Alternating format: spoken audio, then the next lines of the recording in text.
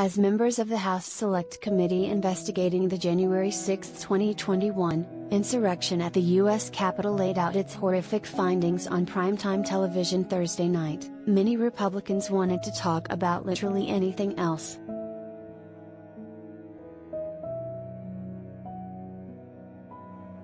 While police officers testified about risking their lives to protect members of Congress, many of those same lawmakers were tweeting disparaging or totally unrelated things to distract from the proceedings.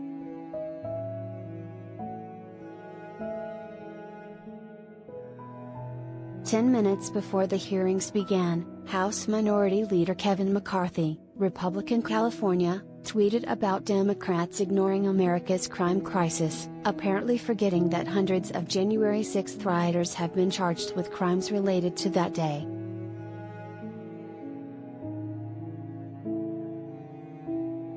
Along with that, McCarthy shared a crude 2-hour video of graphic violence, spliced with text saying things like the Democrat Party is for the breakdown of society.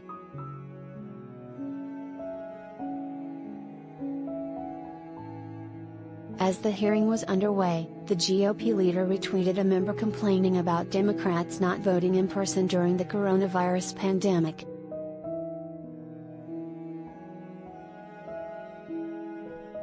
"It's fascinating to see Democrats pack into a full committee room even though many of them used proxy voting as an excuse not to show up to work for the past 2 years," Representative Fred Keller, Republican Arizona, wrote at 8:20 p.m. EDT. As committee vice chair, Liz Cheney, Republican Wyoming, laid out how Donald Trump oversaw and coordinated a sophisticated 7-part plan to overturn the presidential election and prevent the transfer of presidential power.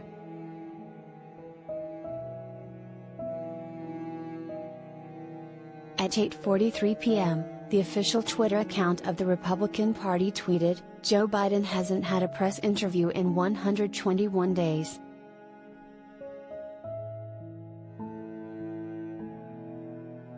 At 9:15, the number 3 House Republican, Elise Stefanik of New York, appeared on Sean Hannity's Fox News program to set the record straight on House Speaker Nancy Pelosi's partisan sham witch hunt.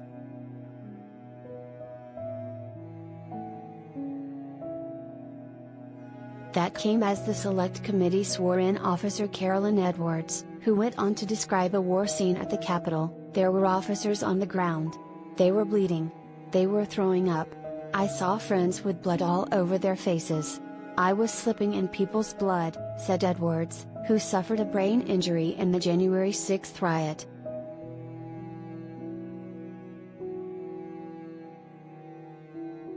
Around the same time, Representative Andy Biggs, Republican Arizona, wrote, "The partisan January 6 committee is nothing more than an illegitimate show trial."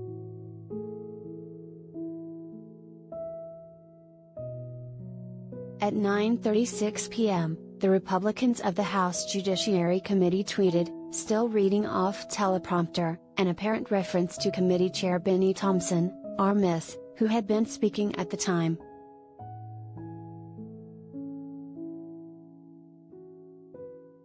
On the House floor Thursday, far-right Republicans said Democrats used the hearing to distract from real-world problems afflicting Americans.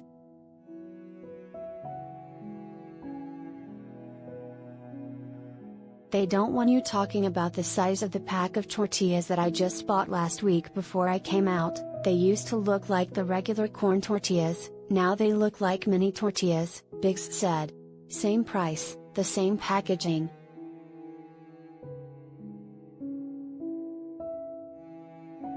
They also suggested Pelosi, Democrat California, deliberately left the Capitol vulnerable to attack on January 6, 2021.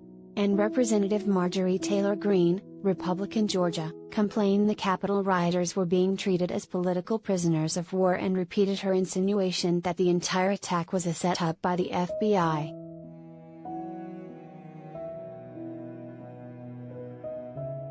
Separately, Representative Rodney Davis, RL, announced that if Republicans retake the House, they will launch an investigation into the January 6 committee itself.